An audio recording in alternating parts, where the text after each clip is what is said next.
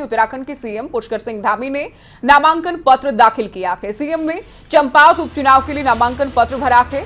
मुख्यमंत्री पुष्कर सिंह धामी की ओर से कहा गया कि मैं चंपावत की जनता का आभारी हूं। आम चुनाव में कैलाश गहतोड़ी को प्रचंड बहुमत से यहां पर जिताया था, तो प्रचंड जीत यहां से उन्होंने हासिल की। अब इस क्षेत्र का प्रतिनिधित्व मैं करूंगा और इससे मैं अपना सौभाग्य मानता हूं। इससे पहले भी सीएम धामी कह चुके हैं कि मैं पहले भी चंपावत से ही इलेक्शन लड़ना चाहता था।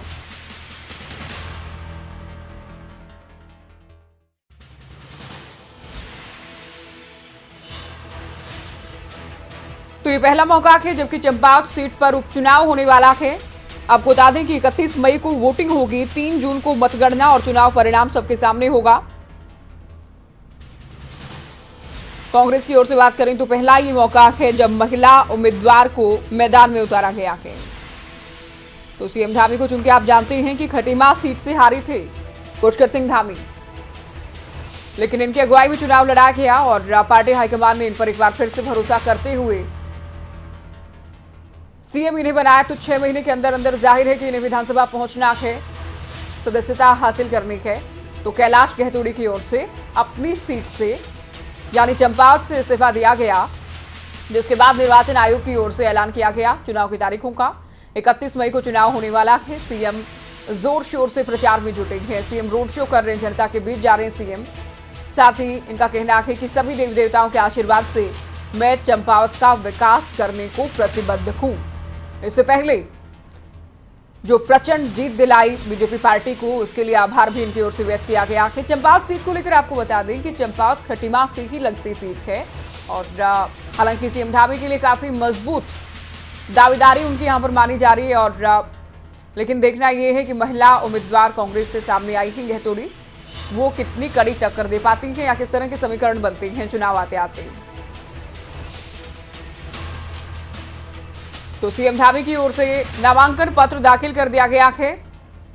चलिए हमारे संवाददाता नासिर हुसैन फोन लाइन पर हैं। नासिर, नामांकन पत्र दाखिल कर चुके हैं सीएम और साथ ही उनकी ओर से कहा गया कि मैं जनता का आभारी हूं कि पिछली बार बीजेपी को जिताया और इस बार भी वो काफी कॉन्फिडेंस में नजर आ रहे हैं उपचुनाव को लेकर।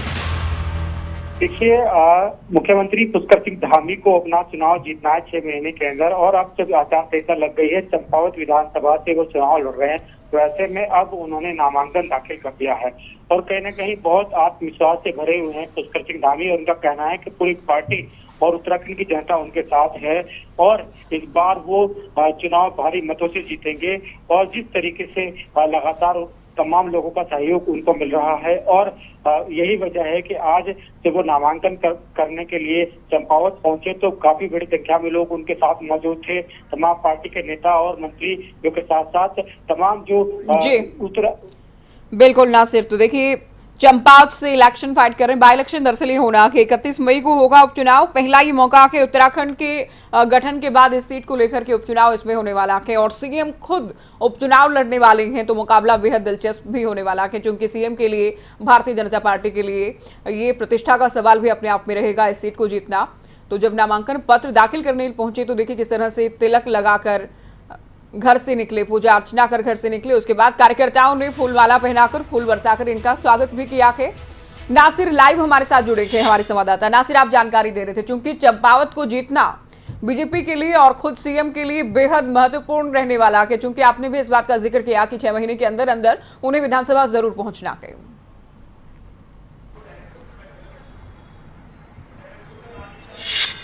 देखिए, मुख्यमंत्री पुष्कर सिंह धामी अपनी सीट हार गए थे विधानसभा चुनाव में, जिसके बाद उनको मुख्यमंत्री तो बना दिया गया, लेकिन अब उनके लिए ये चुनाव बहुत ही महत्वपूर्ण है क्योंकि जिस तरीके से उनका सीट हारने के बाद उनको मुख्यमंत्री बनाया गया, तो जाहिर तौर पर उनके सामने बहुत बड़ी चुनौती है चुनाव को जीतने के लिए।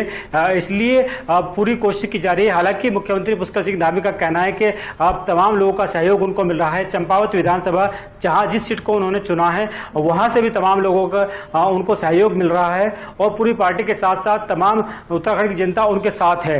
तो ऐसे में उनका कॉन्फिडेंस नजर आ रहा है कि वो इस बार चुनाव जीतने वाले हैं। हालांकि दूसरे प्रत्याशियों की बात करें तो कांग्रेस की तरफ से जो प्रत्याशी उतारा गए हैं वो प्रत्याशी बहुत ज्यादा मजबूत नहीं है, ये भारतीय जनता पार्टी के तमाम नेता भी कहते नजर आ रहे हैं, क्योंकि वहां से हमेशा से हेमेश खरकवाल चुनाव लड़ते रहे हैं, जो एक मजबूत नेता रहे हैं, विधायक भी रहे हैं। लेकिन जिस प्रत्याशी को इस बार निर्मला गैतोड़ी को जो टिकट दिया गया है वो प्रत्याशी पहले कभी चुनाव नहीं लड़ी हैं।